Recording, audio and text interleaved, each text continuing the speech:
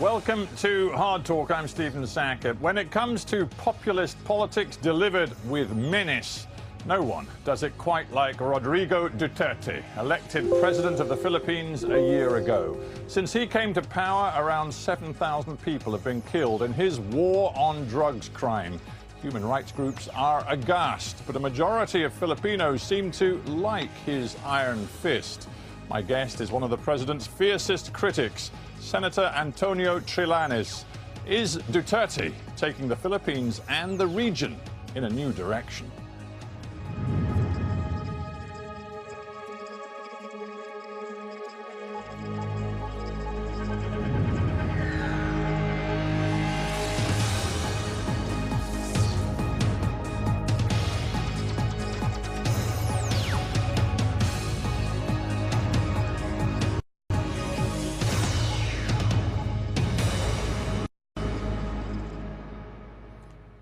Antonio Trillanes in Manila, welcome to Hard Talk. Hello, Stephen. Thank you very much for inviting me. We speak at a difficult time for your country. In Marawi, in Mindanao, in the south of the Philippines, you have a national emergency with a town which, for weeks, has faced siege because it's been, in essence, taken over by jihadist gunmen. The president says this is a national emergency. It is time for the country to unify in the face of the threat. Do you agree with him? Well, I agree that what is happening in Marawi is a national crisis. It is something that we should deal with decisively. But I feel that the armed forces historically have faced more difficult challenges before, and they can overcome this challenge once again, and I have no doubt that the armed forces of the Philippines will subdue the Maute group. Yes. Now, the finance minister just a couple of days ago made a very clear point of associating, as you put it, the Maute group, the jihadists who are in Marawi, associating them with drugs crime. He said there's no doubt a lot of the money they make, the way they operate, comes out of their involvement in organized drugs trafficking. Do you agree with that? Well, probably that is the case, but the question is, for the past year that they unleashed this deadly war on drugs, how come they did not touch these suspected drug lords who are supporting the Maute? The finance minister, again, in an important speech just the other day, said it is time for the country to back a president who wants to see a Philippines where obedience to the law is not optional. He's imposed martial law in the area around Marawi, and there is talk that he may extend the area under martial law. You've called this a national crisis. I'm just wondering whether you support him at this time of crisis. We support the claim that what's happening in Marawi is a national crisis. In terms of the reach of the Maute group, they can wreak havoc in the whole country in terms of activities that may be deadly to the Filipino public. But in addressing this threat of terrorism, a martial law is not the cure, because it will affect the way of life of the Filipino, and at the same time it will affect negatively the economy of our country. My prescription was to enhance the capability of the intelligence community and our law enforcement agencies so that we can accurately pinpoint the terrorist cells without affecting the way of life of the public. Isn't the truth, Senator Trillanes, that the Filipino public elected Duterte to the presidency because they wanted a tough guy? They wanted a guy who could impose order on the Philippines. And if one looks back at the situation when he took over, the Philippine Drug Enforcement Agency stated last year that 92% of districts in Manila, for example, were affected by drugs, the overwhelming drug of choice being crystal meth. your country was in a parlous state. Drugs crime was at the center of it, and that is why Duterte was voted in to deal with it. Yes, he created actually his own crisis. Let me just go back to that premise. 98% of the districts in Metro Manila, but for the whole country, only 27% of the barangays, as we call it, are affected or influenced by illegal drugs. And in terms of national statistics, we only have 1.8% of the population that has used illegal drugs. Most of it are marijuana, compared to the global average of 5% of the population. So in fact, our drug problem is not as bad as it seems. While we agree that it should be addressed, but it is not the primary or the only problem in our country. Are you a Democrat, Senator Trillanes? Yes, I am from the Nacionalista Party. No, I didn't yes, mean in terms of party affiliation. I just meant in terms essence. of your commitment to democracy. Because it seems to me fairly clear that Duterte, whatever you think of him, was straightforward with the public. His platform was quite clear. I'm just going to give you one quote from his campaign. He said, "Forget the laws on human rights. If I make it to the presidential palace, I will do just what I did as mayor in Davao. You drug pushers, you hold up men and do nothings, you'd better get out because I will kill you. I'll dump you into Manila Bay and I'll fatten all the fish with your bodies." That was his platform, and he won a clear victory. Yes, but during the campaign, the public just thought that this is just rhetoric to make the campaign speeches more dramatic. And we have a set of laws. It doesn't mean that he said that during the campaign and he was voted into office just the same. It doesn't mean it will give him the license to kill our own people. He should still be made accountable for his actions outside the law. Do you think his war on drugs is working? Definitely not. As I mentioned, only the poor people, suspected users and drug pushers are being killed. Running total at least would be more than 9,000 already.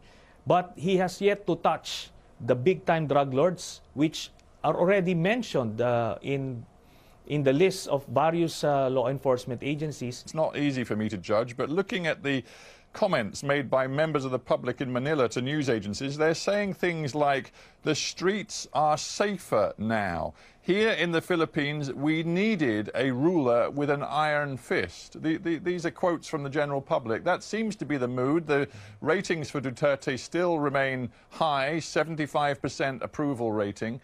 I'm just wondering whether your comments, which are constantly negative, are out of tune with ordinary Filipino opinion.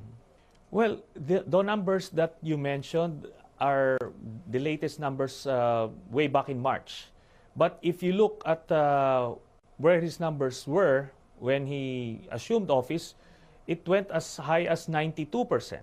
So in less than a year, it went down by 17 percentage points. Well, and I believe but believe me, Senator, if a Western politician could command 75% approval ratings, they would regard that as the happiest day of their life, believe me. Well, I agree. But the issue here is the bulk of the Filipino public are not really aware of what's happening on the ground. It's the propaganda machine of the Duterte administration is very, very effective. And bulk of the Filipino public are just busy with day-to-day living that they don't really get to know the magnitude of the damage that Duterte has done. That's why historically in the Philippines, the popularity ratings go down as the information have radiated to the general public. And I believe the numbers would continue to go down as they know more and more about the real situation. Right. Well, talking about the real situation, you personally seem very committed to trying to bring legal action against President Duterte for his past actions, particularly going back to his past actions, particularly going back to his long time as mayor of Davao in Mindanao. Now, is it indeed true that you are still offering your help to an individual called Arturo Las Canas, who worked in the so-called death squads that were operated in Davao during the time of the now president's running of the city? There's some confusion about whether you personally have intervened to safeguard Mr. Las Canas. What's the situation? I assisted Mr. Las Canas when he appeared in the Senate. We provided security for him while he was there, while he was testifying. But when the state filed cases against him, and now he is technically a fugitive, I personally do not know where his whereabouts. See, but here's the thing. We already have a witness that that would testify. Yeah.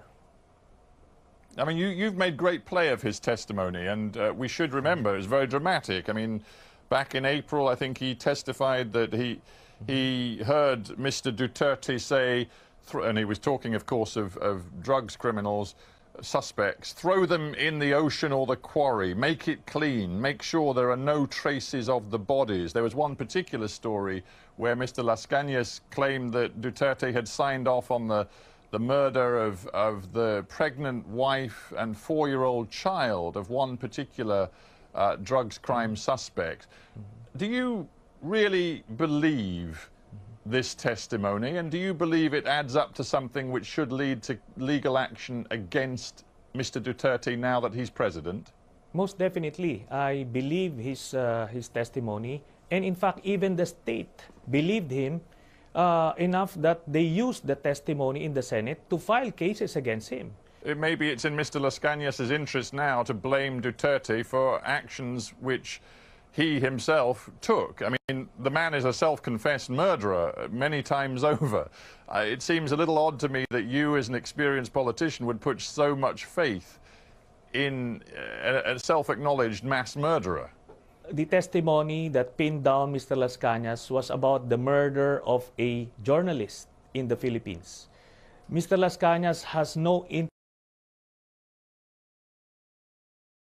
whatsoever with the journalist. Even in his testimony, he was just part of the planners. He was not even the trigger man in that murder. And now the whole country saw that testimony, and it's not only my own judgment that we believe Mr. Las Canas. A great number of people believe him as well. The thing is, this isn't just about the law, it's also about politics. And I come back to the point, I mean, Mr. Duterte has said many different things at different times.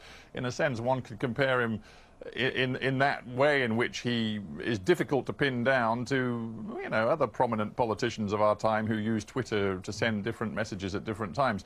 But the point about Mr. Duterte is, in May 2015, for example, he said, "Am I the death squad?"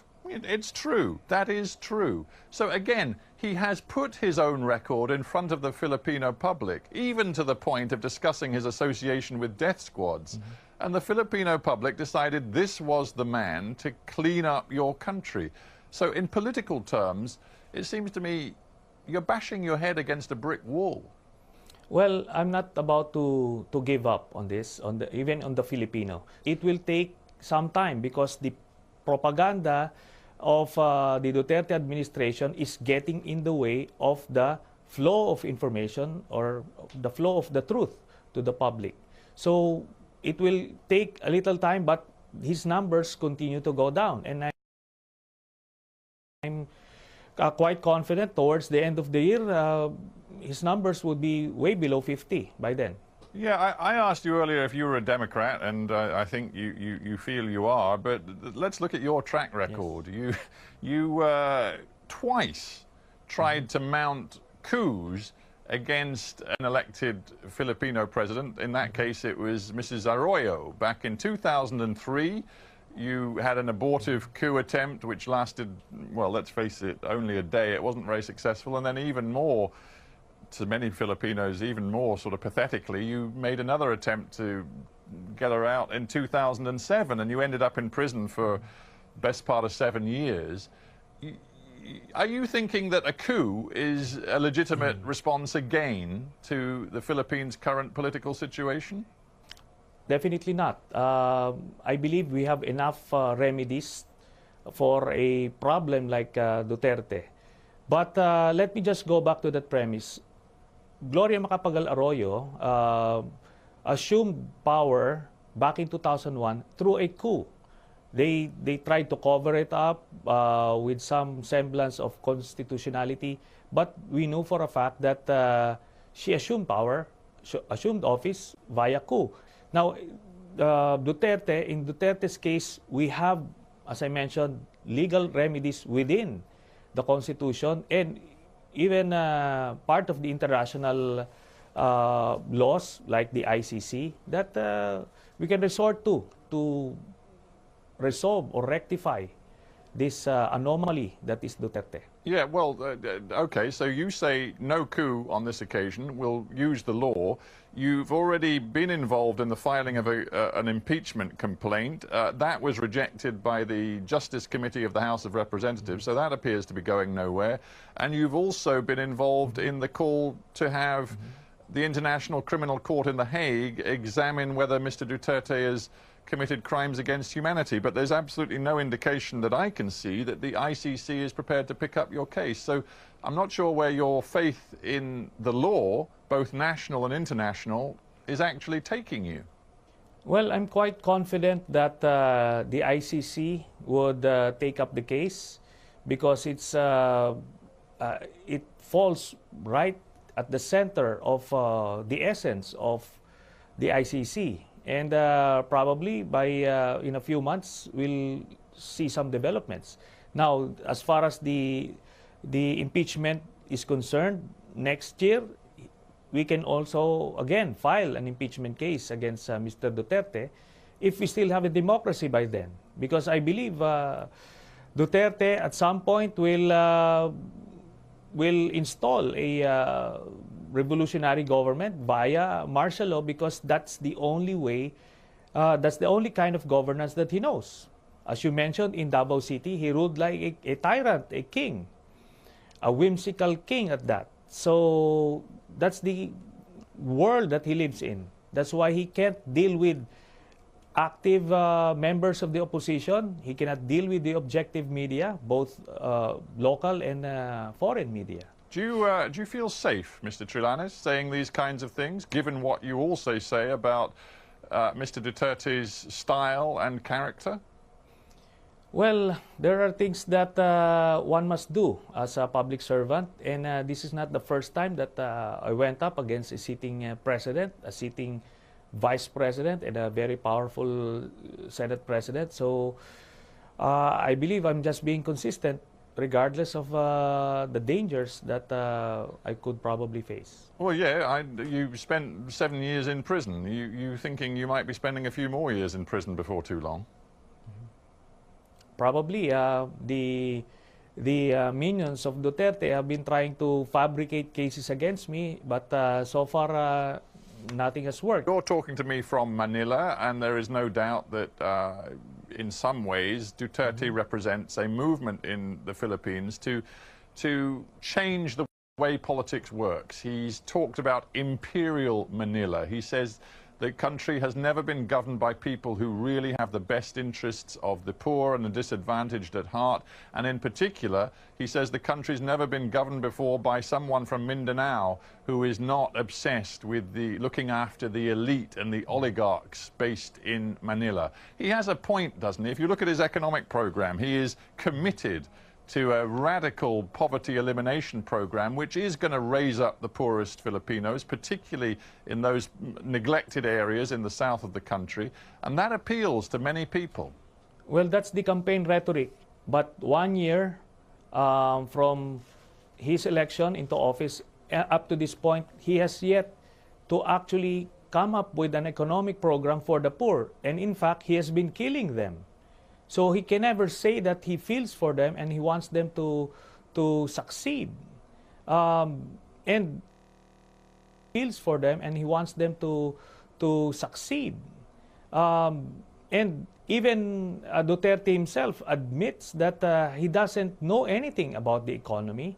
And his economic managers have come up with this ambitious economic program that is hinged on a tax reform program that is basically inflationary and therefore anti-poor. So more or less, we know that the situation here in the Philippines, that the tide is changing, and I feel it. Even though I am very vocal against Duterte, I don't even fear for my safety as far as the ordinary Filipinos are concerned, because a lot of them are starting to agree with what we have been saying. Okay, but look, the country's growing at pretty much 7% a year, which in the West would be regarded as a wonderful achievement. The World Bank says it expects that growth curve to continue at least through 2019. Mr. Duterte's done deals with Chinese investors, which suggest $15 billion worth of Chinese investment is coming into your country. He's been crowing about the way in which, by realigning the Philippines in terms of its diplomacy and outreach, it is now great friends with China, with Russia, and still has, of course, the security relationship with the United States. In a way, Duterteism appears to be working for the Philippines. Well, on paper, as I mentioned, it may appear so. But let me just talk about the much hyped 15 billion or 24 billion deal with China. It's basically official development assistance. It's a loan that is again hinged on the passage of the tax reform plan, tax reform bill that the economic managers of Duterte are pushing. But we in the Senate do not have any plan of passing it because it is again inflationary and anti-poor. So we cannot afford to give additional burden to the public. And the public appreciates that. Yeah, what you didn't address was my point about the economic success. You have a 7% growth rate, which is going to continue. And I just, as a final point, put it to you that for all of your fears about what Duterte means for the Philippines, right now, viewed by many ordinary Filipinos, this guy is doing a decent job. Well, that will change. As I mentioned, once more information will reach the ordinary Filipino, they will change their impression about Duterte. I've seen it happen before. It may take a little while, but it does happen. Now, regarding the 7% GDP, well, it's happening despite of Duterte. It is fueled mostly by the remittances from overseas Filipino workers, and that has been the case all these years, at least the past decade. So he cannot solely take credit for anything at this point in time. And in fact, he promised to restore law and order, but the Philippines now is more chaotic today than when he first entered into office. Okay, that's a fact. Yeah, we have to end there, but I thank you very much, Antonio Trillanes, for joining me from Manila. Thank you.